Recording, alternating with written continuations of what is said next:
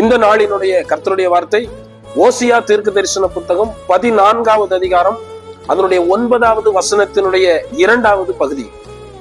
கர்த்தருடைய வழிகள் செம்மையானவைகள், நீதிமான்கள் அவைகளில் நடப்பார்கள். கர்த்தருடைய வழிகள் செம்மையானவைகள். அந்த வழியை நாம் அறிந்து கொள்ள வேண்டும்.